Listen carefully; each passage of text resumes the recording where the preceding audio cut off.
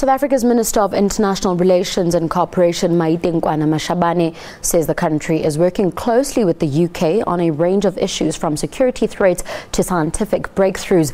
Nkoana-Mashabane has been meeting with the UK's Foreign Secretary Philip Hammond in London for the bilateral forum. Our correspondent, Dan Whitehead, has been speaking to the minister. She explained why the forum is so important for UK-South Africa links. We utilize this to make sure that we never go off track again on the key pillars of our foreign relations and implementation thereof, focusing on strong bilateral political relations, strengthening bilateral economic investment and trade, and taking full advantage and continuation in a positive sense of the socio-cultural linkages between our two countries. This forum helps us at the political side to find an opportunity and a corner from where we're sitting politically, take diplomatic gloves off and talk about political issues, if there are political hindrances between the two of us, but also share information about the happenings in each other's region and make a reflection of what's going on globally that can impact on our peaceful, secure and developmental new world order that we are both looking forward to. You talked there about discussing the issues within the regions of each country. Of course, one of the major threats which the UK is leading in terms of a coalition is the threat of ISIS. Can you tell us how South Africa is involving in that fight against the terrorism threats coming from the Middle East? Well, we have been talking about how we could do work on trilateral basis. That is, we would have maybe an advanced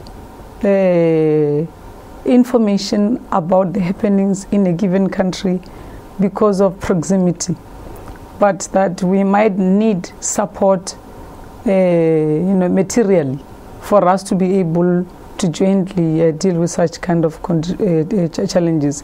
And we've been hearing voices from this other side that it's about time that, almost like in support, that the UK government support African solutions for African problems. So the trilateral arrangements that comes in that manner, we welcome. People back at home will of course want to see positive changes to their lives when it comes to the work that you're doing overseas. Youth unemployment, domestic security, still an issue for some in South Africa. How are you going about tackling and improving those areas? South Africa I live in, it's a South Africa where majority of South Africans are appreciative of what the government has achieved in the 21 years, but they are demanding more. They are impatient because they waited for 400 years. But what I've also observed is that there are no South Africans drowning in either the Atlantic Ocean or the Indian Ocean trying to get somewhere to get a better livelihood outside their borders. So they truly believe in their country. The challenges of unemployment are of youth unemployment. This time around, educated, unemployed youth are in the UK, they are in Spain, they are in Greece, they are in South Africa. It's basically what I refer to an economic model of post-Second World War that no longer works, neither for developing nor developed countries. You'll know, of course, that the Chinese President Xi Jinping is in the UK this week, and that is very much a focus for the government here. Where does South Africa sit in the pecking order, especially when it comes to trade and economics? Is there a fight for South Africa to still maintain a relevant place when it comes to the international stage in relations with the UK? Not at all. We are excited. We have never been in competition with China. We are members of BRICS.